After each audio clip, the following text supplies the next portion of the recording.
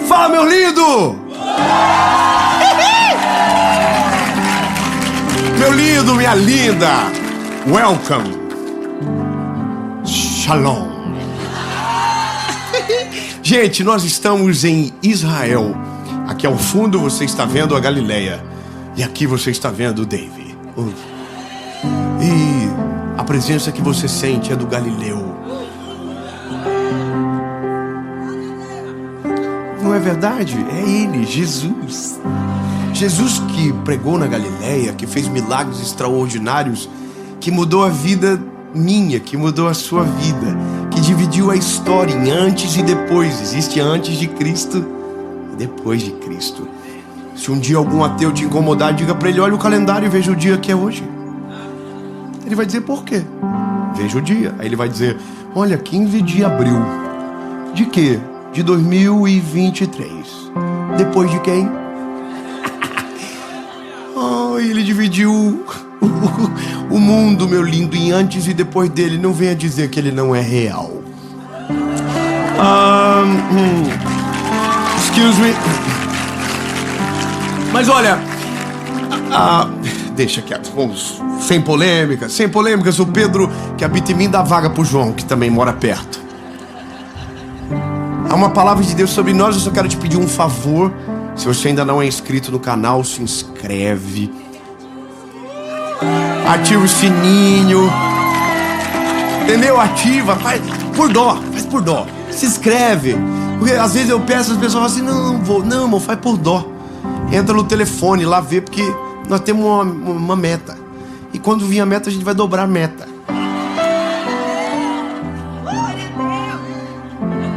Prepara. Jesus precisa amadurecer. Curte o vídeo, comenta, manda pros irmãos, para quem você ama. Eu tenho uma palavra de Jesus para você. Por falar nisso, vamos pro vídeo.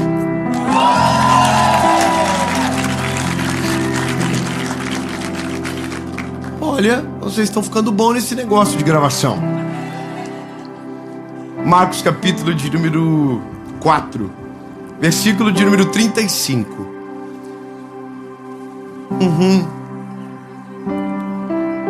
4:35 de Marcos diz o seguinte: e naquele dia, sendo já tarde, ele disse: passemos para o outro lado. Ai, irmão, tá difícil pra mim gravar essa série, sabe?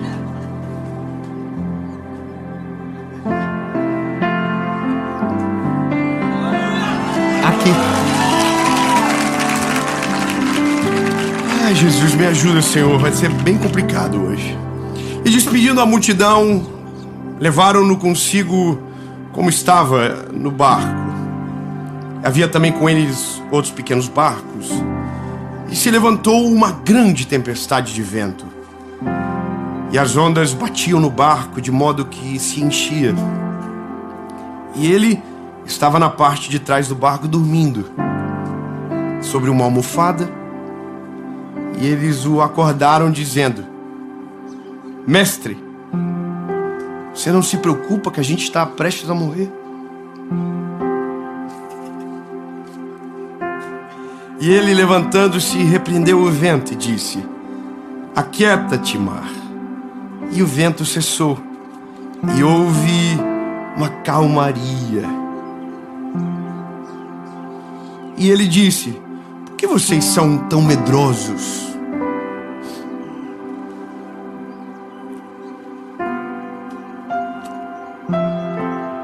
Porque vocês ainda não têm fé o suficiente. Bom, ai, Jesus, o que a Bíblia está contando é uma história que você já conhece, já ouviu milhares de vezes, assim como eu também. Jesus está dormindo no barco e uma tempestade começa. Temos algumas coincidências, aconteceu aqui na Galileia, houve uma grande tempestade, mas tem uma coisa aqui. A Bíblia vai dizer que essa história, de maneira cronológica, ela acontece depois de os discípulos já terem tido muitas experiências com Jesus. Jesus já havia feito alguns milagres cujo qual os discípulos já haviam visto. Os discípulos já haviam conhecido um Deus que tem palavra, que cumpre aquilo que promete.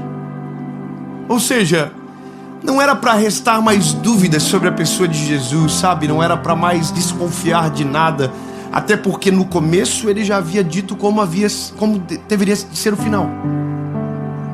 Então eu quero que você compreenda que quando Jesus ele nos escolheu, ele desenhou até o final.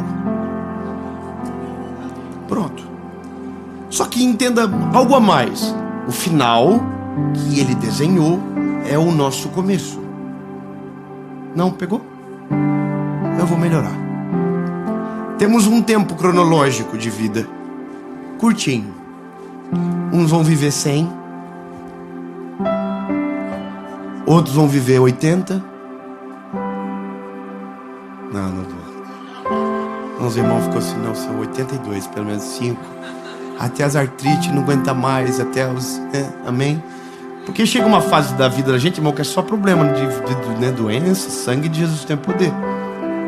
Eu bati 30 agora, irmão, começou as tosse, começou a epicondilite, dor nas costas, torcicolo.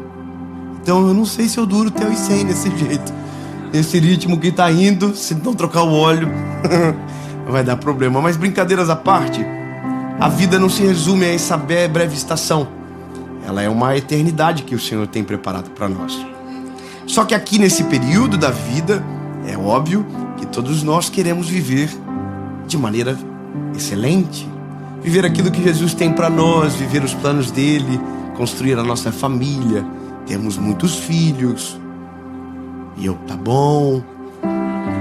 Casar, não é verdade? Todo mundo quer casar. Temos uns irmãos que querem muito casar aqui. Tem gente que quer viajar o mundo todo. Senti mais alegria nessa parte, mas todos nós temos os nossos planos. Só que há alguns momentos da vida nós nos encontramos em circunstâncias que parece que tudo aquilo que essa vida poderia nos dar vai ser destruída por uma tempestade. E é nesse dia que a nossa fé é provada. Eu quero ser sincero com você. A fé sua, ela não é provada quando tudo está dando certo. A sua maturidade espiritual, ela não é comprovada quando a vida está redondinha. Quando tudo está saindo conforme planejado, quando o mar é tranquilo, quando o barco está arrumando em linha reta. Não, a vida da gente, ela é provada quando as circunstâncias acontecem. Quando as tempestades vêm. E eu vou te dizer, lindo, tempestade acontece todo dia. Para todo mundo, sempre tem uma tempestade. São os níveis. Uma tempestade maior, uma tempestade menor. Mas todos nós temos os nossos problemas. O problema é que a perspectiva da gente sobre tempestade sempre é individual. Então na nossa cabeça a nossa tempestade sempre é maior que a dos outros. Coitado da gente. Sempre tem alguém com BO bem pior do que o seu. Sempre. Eu sei porque eu ouço as histórias.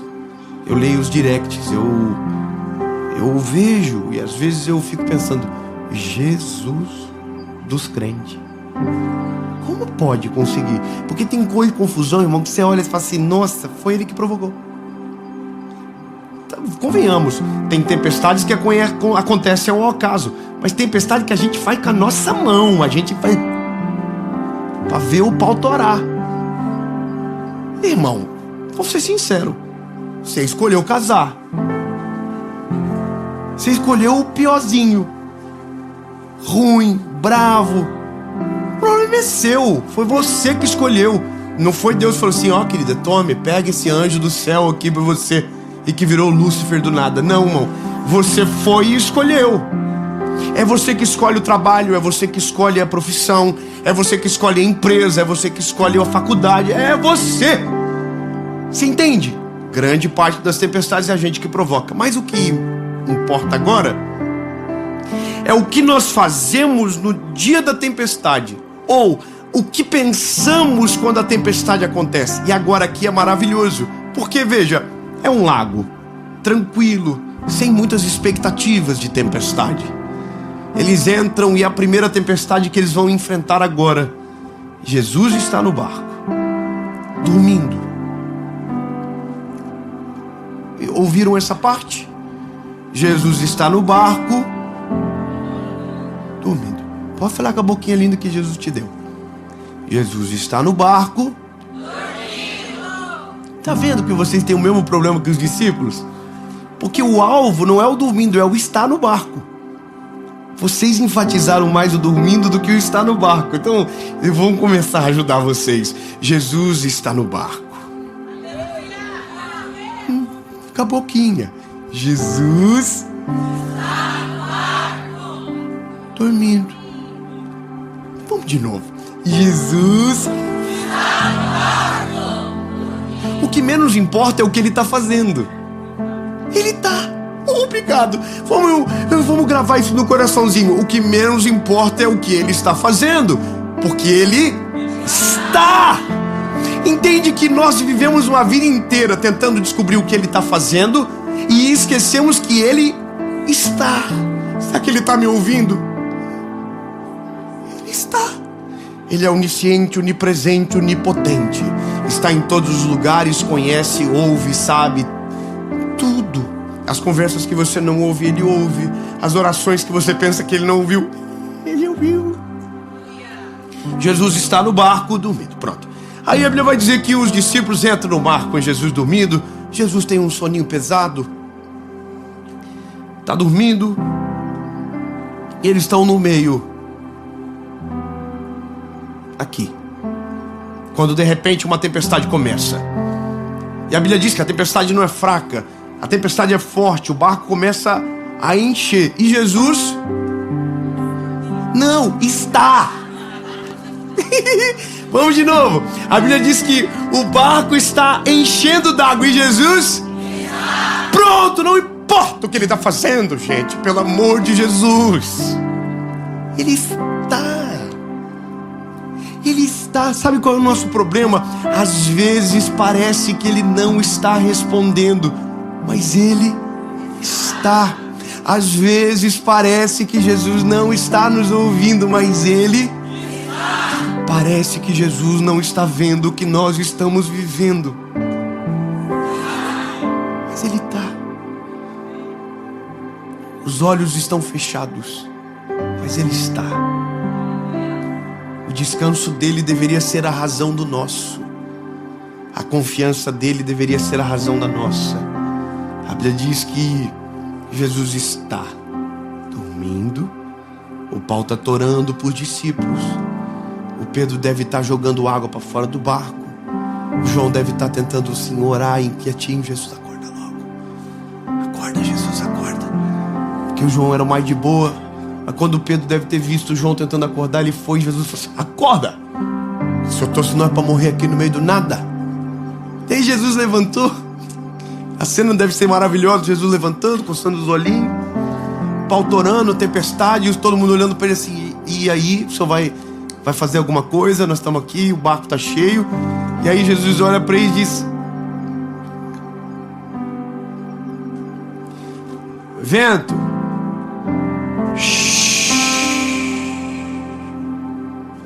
te acalma, vento. E aí o vento acalmou. E os discípulos ainda não estão calmos não, irmão. Os discípulos estão tudo assim, ó. E aí Jesus olha para os discípulos e fala: vocês ainda não aprenderam nada. Vocês ainda não entenderam nada. Vamos dar um replay. O texto começa Jesus dizendo: passemos para o outro lado. O que isso significa, Dave? Simples. Jesus já disse o final da história. Passemos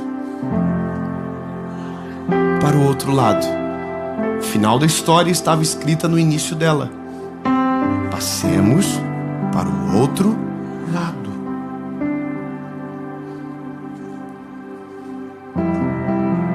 Quer dizer então que ia chegar no outro lado, sim ou não? Ia. Porque Jesus já havia dito o final no começo. E a gente esquece disso. Tudo que nós vivemos, Jesus já disse o final no começo. Nossa vida, Jesus já disse o final no começo. Os planos dele, Jesus já disse o final no começo. A nossa vitória, Jesus já disse sobre ela no começo. Então, qual é o nosso problema? Um só, a tempestade. Quando olhamos mais para a tempestade do que para Jesus, a tempestade sempre vai ficar maior do que ele. Eu me lembro de uma história de quando eu era mais garoto, ouvi e marcou minha vida há muito tempo. Passou um avião no céu e o menininho olhou e disse: papai, o que é aquilo? E ele disse: aquilo é um avião, filho. E o menininho disse: um avião? O que é isso? Ele falou: um avião é um lugar cheio de passageiros que voa pelo céu, que leva de um lugar para o outro. E o menininho falou: não, papai, mas não pode ter ninguém lá dentro, porque é muito pequenininho. E ele fez assim para o pai dele: ó, cabe na palma da minha mão. E o pai dele pensou que talvez não seria o momento mais adequado para responder e esperou a hora certa. Daí um dia, eles foram no aeroporto. E quando chegaram no aeroporto, o menininho ficou bem próximo de um avião. Ele olhou para o papai e disse: papai, o que é isso? E o pai dele disse: isso é um avião. E a pergunta do garotinho foi: mas por que agora ele é tão grande? E a resposta do pai foi: porque agora você está perto. Quanto mais perto, maior. Quanto mais atenção nós damos, maior. O nosso problema é porque damos tanta atenção às tempestades que, mesmo sabendo que ela vai acabar, que vamos chegar no outro lado, que vamos vencer no nome de Jesus, porque nossos olhos estão tão focados nelas, as tempestades sempre parecem maiores do que verdadeiramente são. Agora, se mudarmos o nosso foco e ao invés de olhar para a tempestade, olharmos mais para Jesus, Ele será muito maior do que qualquer tempestade na nossa vida. Se eu puder viver isso, se eu pudesse viver isso, com essa compreensão, os discípulos iam desesperar e eu queria poder estar lá para dizer: gente, relaxa, o homem está no barco, vocês acham que ele vai morrer com nós juntos? Porque qual que é a parada, irmão? Se morre um, morre tudo. Eu ia ficar perto de Jesus, só isso, irmão. Deixa o Pedro tirar a água do bote, entendeu? Deixa cada um com seus B.O. Eu ia colar em Jesus e Jesus, vou dormir com você também aqui, vou deitar um pouquinho. Porque na verdade o que Jesus mais deseja de nós é que a nossa confiança seja tamanha que no meio da tempestade a gente consiga descansar. O que Jesus mais deseja de nós é que no meio de qualquer tempestade a gente consiga descansar, porque só vive o resultado da confiança quem descansa nele. Por isso que a palavra fala: descansa no Senhor, deleita-te no Senhor. O que a Bíblia está dizendo é: se nós descansarmos nele, a tempestade vai embora sozinha. A tempestade só fica quando a nossa atenção está nela. Sabe, é como um apelido que só pega quando você não gosta. Se os teus olhares estiverem para Jesus, a tempestade chega e vai embora. Quando Jesus levanta, acorda e ele resolve o problema num sopro, uma fala. Mas o problema que Jesus precisava resolver não era mais a tempestade, eram os discípulos. Ele não diz tempestade irritante ou tempestade perigosa. Não, ele diz: aquieta-te, vento. E chama a atenção dos discípulos. Ele não chama a atenção da tempestade e aquieta os discípulos. Ele faz o contrário. A gente demora muito para entender a Bíblia. Jesus não está brigando com a tempestade e acalmando os discípulos. Ele está acalmando a tempestade e brigando com os discípulos. Gente, fica calmo. Deixa eu olhar nos teus olhos, bebê. Fica calmo. Não importa o tamanho da tempestade, não importa se o vento é forte, não importa se as ondas são altas demais, se Ele está junto com você, te acalma, descansa, porque nenhuma tempestade submergirá você se você estiver com Ele. Um amém de 2 irmãos já vale, mas eu vou acreditar que você está entendendo. Se Ele estiver com você, nenhum vento, nenhum mal, nenhuma tempestade, nem flecha que voe de dia, nem na escuridão vai atingir você.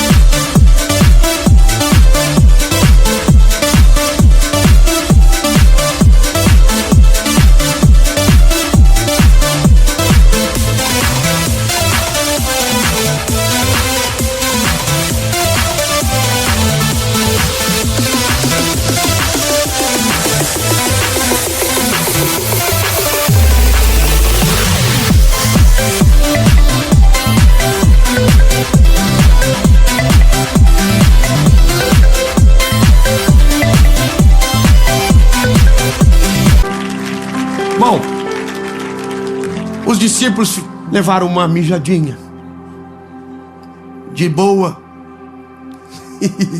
Jesus provavelmente deve ter voltado a mimir.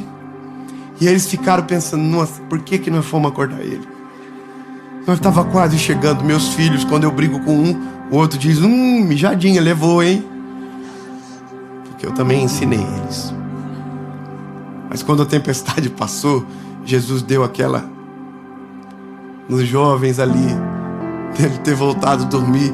E eles ficaram: gente, João deve ter olhado para Pedro e falado assim: Pedro, eu te falei, não era para chamar ele. Ele sempre acorda assim, ele não acorda muito de boa não, gente.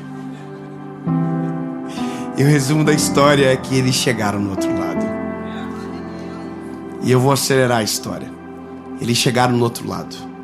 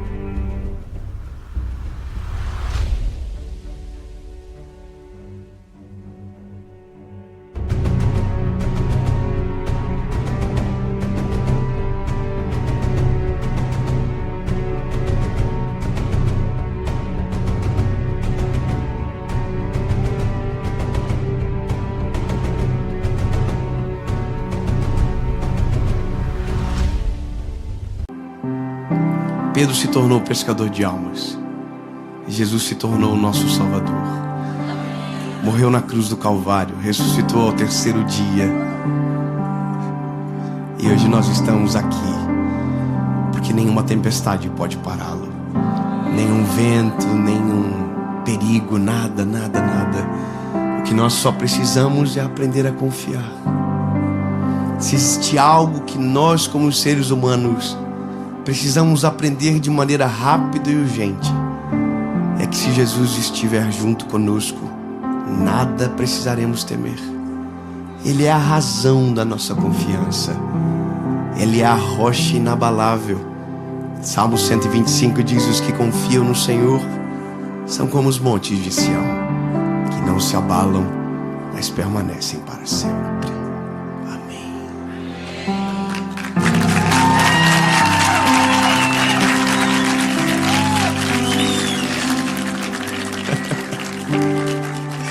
Jesus, nossa esperança está em Ti, Pai.